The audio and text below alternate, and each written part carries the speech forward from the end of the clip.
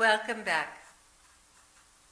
Well, today I want to share with you the message that the Lord gave me about the financial condition of America and basically of the world, but especially for American Christians. The Lord had a message for you, and He asked me, actually it's for all of us, it's for me too, He asked me to share it with you. So, very briefly, because I've already spent a great deal of time on Wounded Waters, the 5-part series, The Worldly Church. And in it are a lot of scriptures and answers to questions as to why we're going through what we're going through right now. So the first thing He told me was that the title of the message was to be The Straitjacket of Poverty, not a real popular subject. And don't run away. I think it's still worth listening to. But the straitjacket of poverty. And I thought to myself, straitjacket, oh boy, this is not good. And what is a straitjacket used for? Well, let's see, when someone's out of control and they're hurting themselves and they're a danger to others, they put a straitjacket on them and 4-point them on a gurney. So these are protective measures that are taken to ensure the safety of the person and of the staff or personnel that's helping them. So I thought about that for a moment, and I began to kind of get the idea, but I was kind of dumbfounded. Lord, I just spent all this time on the love of money and the other things that You gave me to teach on, and I think I probably said everything in those messages, in those teachings, along with all the scriptures. And so what do you want me to say? I was just kind of confused about what I should say. So He began speaking to me, and this is what He said. What is a straitjacket used for? It's used for someone out of control. American Christians are out of control. They have made superfluous things essential, and as a result are tied in knots financially and chasing their tails, looking for the latest improvement to the version they now have, both in clothing, cars, gadgets, and what I call cell phone madness. All of this very superficial stuff is making them into cardboard cutouts. Their spiritual lives are starved by distractions. I am coming soon. I will make this promise to all reading or listening to this. If you would spend as much time with me as you do window shopping, net surfing, and going to the malls, you and I will have a profoundly deep espousal relationship. Think about it. Log your hours traveling to and from shopping trips, surfing on the net, in and out of stores, and paying for everything.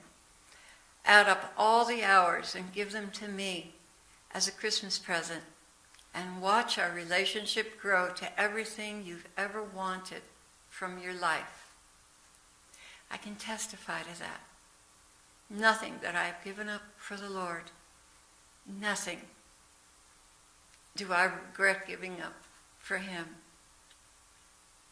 Every time I give Him more of my time, more of my attention, I am so blessed to the point where I really don't want to come out of prayer. So He continues here and He says, and for you gentlemen, count your hours watching sports along with the ladies' shopping trips and your shopping trips as well. Particular Christmas, when my children were still at home, they were young, I had a little money to spend, and I went to Walmart. Normally I get them, Christian things like books and Bibles and so on. But this time I went to Walmart to get a few things, and I didn't spend too much time there, and I kept it down, kept the total cost down, because I didn't feel that was something we needed to be spending a lot of money on. Kind of just little tokens. Well, I came back with a cart full of things. And my husband was standing there, and he looked at me, and he looked at the cart, and all the things in the cart. And he said, honey, this isn't what the Lord wants. Now, my husband has very keen discernment on these things, and I honor what he has to say for sure, because he's the other leg that I stand on, and my covering as well. And he said, this is not honoring the Lord. This is not what he wants. Well, I kind of swallowed, gulped my pride down, and I took everything back, put it back on the shelves, and we left Walmart without spending any money. Well, it turns out that that particular Christmas, people showed up at the door with presents for our children, so that was very sweet. But what we did is we made a little creche, a little adobe. We have a lot of adobe here in the Southwest, and we made a little adobe, a little town of Bethlehem on a hill with the cave in the background. The children made little adobe houses. And when we celebrated Christmas that night, Christmas Eve, it was just so sweet, so beautiful, and so pure. And the Spirit of the Lord was truly, truly present in that time together. Well, now you have the secret. I'm clamping down on American Christians because they pray to me to save their country. That salvation starts one at a time with each individual. You see, when one person devotes this kind of time and attention to prayer, there will be an outflow of love that will move others. Soon it will happen exponentially, and your country will be on fire with love for me. Then I shall move on your behalf and restore the foundations. But as long as you lead shallow lives, centered on the dollar and all the things it can do for you, you and your country will suffer. America is out of control with spending. She needs a straitjacket to help restore her sanity. Folks, the things that really matter. That's the end of the message. The things that really matter, the condition of our soul before God. We don't know when the Lord is going to take us. We could die on one of those shopping trips and be totally unprepared to face him. For the things that are coming upon our country and the things that are going on in churches, and apostasy is being taught, there's so much that we need discernment to understand what's going on and to know which way to go. And if we don't spend that time with him, really deep quality time with him, the more you devote to the Lord, the more intimacy and the more beauty is in your relationship with him.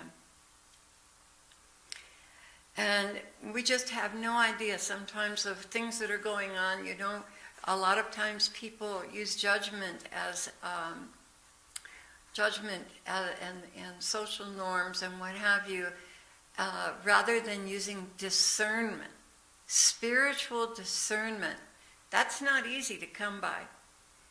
That's a fruit of a deep relationship with the Lord, with knowing the mind of Christ, feeling the Holy Spirit quickening you. That's not gained by superficial prayer life. Well, the Lord once told me, he said, some people swim in the shallows, romp and play, and other people swim and play in the water in deeper levels. Some go boating in the water. But the ones that dive for pearls, that's what I want you to be. I want you to be a pearl diver. Not someone who sits on the beach and wiggles their toes in the water, and not someone who plays in the shallows or swims on the surface, but someone who goes deep to find the pearl of great price.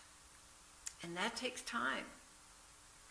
It takes time to rest our minds and allow the Lord to stop all the busyness that's in our heads.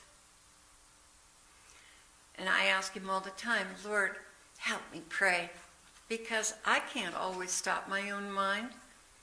I want to enter into that place with him, but I can't accomplish that on my own. So I confess it. I'm too little, I'm too weak, I need your strength. Lord, help me. Do it through me. And he's told me time and time again, you can either do it yourself or let me do it through you. And I much prefer Christ living in me, doing the doing. Because when I try to do it on my own, it doesn't work. So the Lord bless you and keep you, and I'll be coming back soon with another video. It'll be music this time because he's asked me to take a season away from teaching and finish some songs that I've written and record them and share those with you. So I'll be back soon. God bless you. Thanks for listening in.